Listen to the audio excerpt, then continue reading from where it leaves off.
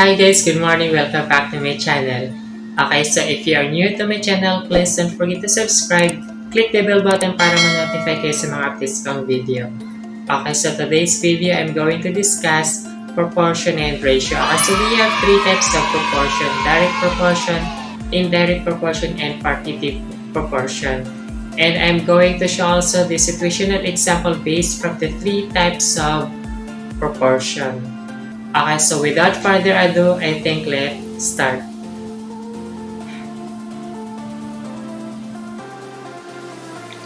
Proportion. Proportion refers to the statement of the equality of two ratios. If A is to B and C is to D are two equal ratios, then proportion can be written as A is to B is equal to C is to D, or A over B is equal to C over D. The terms A and D are called extremes, while B and C are the means. In a proportion, the product of the means is equal to the product of extremes, that is, A over B is equal to C over D. Is a proportion if and only if AD is equal to BC. The alternative method to determine if the two ratios form a proportion is to find out if the product of the means B times C and the products of the extremes A times D are equal. A over B is equal to C over D, or A is to B is equal to C is to D, or AD is equal to BC.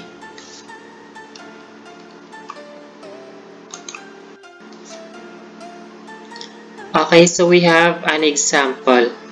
Is 6 is to 8 is equal to 12 is to 16 a proportion? Okay, so let us use the formula AD is equal to BC to determine if this is proportion. Okay, so we have 6 is to 8 is equal to 12 is to 16. So 6 is A times 16. 16 is D.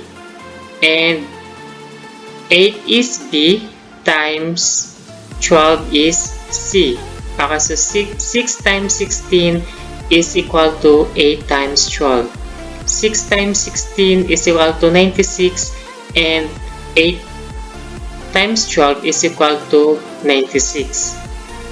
So since the product of the extremes and the product of the means are equal, then the two ratios, which is 6 is to 8 and 12 is to 16, forms proportion. So proportion ang two ratios. Okay, so the two ratios are also equivalent fractions. So magkapareho ang sagot nila, which is 96 is equal to 96.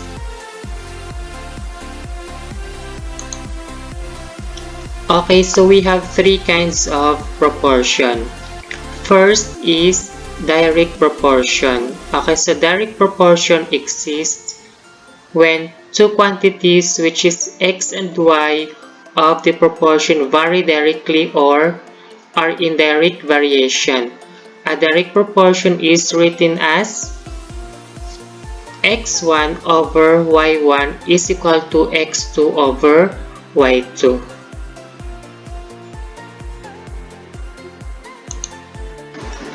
Okay, so we have situational example.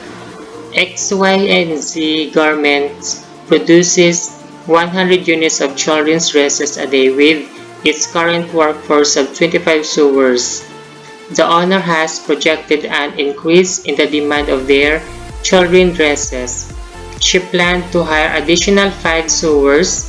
How many children's dresses will XYZ garments produce when the addition of 5 sewers? Okay, so we have a formula which is x1 over y1 is equal to x2 over y2. Yan yung si x1 that is A, and y1 that is B, and x2 that is C, and y2 that is D. Okay, so we have present output over present workforce. Present output is x1 present workforce is Y1 is equal to new output that is X2 and new workforce that is Y2. Okay, so the present output is 100 units over present workforce that is 25 sewers is equal to X2 over 30, which is the 25 sewers plus 5 sewers. So total sewers is 30. Okay, so hahanapin natin si X2 or si C. Okay, so to apply the formula which is AD is equal to BC, so ito na yon. 25x2 is equal to 100 times 30. Okay, so 25x2 is equal to 100 times 30 is equal to 3,000. Okay, so para lumabas si x2, we need to divide 25x2 divided by 25 and 3,000 divided by 25. Okay, so cross 25, cross 25. So yung matitira na lang is si x2. Okay, so 3,000 divided by 25 is equal to 120. Okay, so the answer is x2 is equal to 120. Okay, so therefore, 120 children dresses will be produced by XYZ garments with the additional of 5 sewers.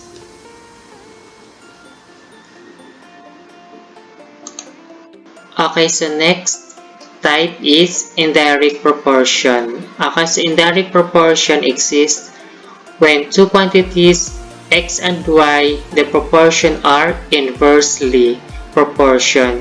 Indirect proportion is written as x1 over x2 is equal to y2 over y1.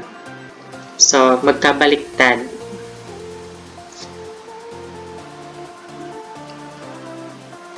Okay, so example. The local government officials are very concerned about providing the needs of their constituents, especially in times of calamities. They have to make sure that they have enough supplies of relief goods. Based on their inventory analysis, the relief goods in the evacuation center can still feed 50 families for 7 days. How long would the relief goods last if there were additional 10 families who were rescued and brought to the evacuation center? Okay, so the formula is x1 over x2 is equal to y2 over y1. Okay, so x1 that is A, x2 that is B, y2 that is C, and y1 that is D. Okay, so x1, which is the present number of families, over x2, new number of families, is equal to y2, which is the new number of days the relief goods will last, over y1, which is the present number of days the relief goods will last. Okay, so we have 50, which is the present number of families, over the new number of families, which is 60. Okay, so nadagdagan kasi ng 10 families. Okay, so 50 over 60 is equal to y2 over 7 days, which is the present numbers of days the relief goods will last. So, hahanapin natin si y2. Okay, so to apply the formula of AD is equal to BC, so ito na yan. So, 60 y2 is equal to 50 times 7. Okay, so 60 y2 is equal to 350. 50 times 7 is equal to 350. divided by 60 is equal to 350 divided by 60. Okay, so cross cancel 60, cross cancel 60, so yung matitira na lang si y2. Okay, so 350 divided by 60 is equal to, okay, so y2 is equal to 5.83 days. So therefore, with 60 families in the evacuation center, the relief goods will only last for 5.83 days. Okay, so kanina, sa 50 families, 7 days mauubos ang relief goods nila. Pero nadagdagan ng 10 families, so mas naubos ng 5.83 days ang relief goods. Okay, so last type, partitive proportion. Okay, so partitive proportion refers to the kind of proportion where the given total is partitioned or divided into equal or unequal parts depending on the given ratios. Okay, so we have the example. You and your friend decided to share the net profit of your business amounting to 150,000 pesos after 1 year of operation. To be fair, the profit will be divided in proportion to the amount of investment. Okay, so you invested 250,000 pesos while your friends invested 750,000 pesos. Okay, so mas malaki ang ininvest ng friend mo kaysa sa'yo. Okay, so to compute the profit that you and your friend will receive, you must determine first the ratio of your investment. Okay, so the ratio of your investment is 250,000 over 750,000. So the ratio is 1 over 3 or 1:3. Okay, so hence the ratio of your investment to your friend's investment is 1:3. Divide the net profit by the sum of the terms of the ratio. Okay, so we have net profit over sum of parts, and the net profit is 150,000 over 1 plus 3, which is the sum of parts. Okay, so 150,000 over 4 is equal to 37,500.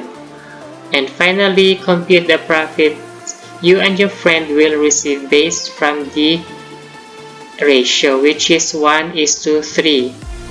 Okay, so your share of profit will be 37,500 times 1, which is your ratio, is equal to 37,500. So ito lang yung matatanggap mo. But your friend's share will be 37,500 times 3 is equal to 112,500. So ito yung matatanggap ng kaibigan mo, which is 112,500. So mas malaki ang profit share ng friends mo kaysa sa'yo based from your investments ratio, which is 1:3.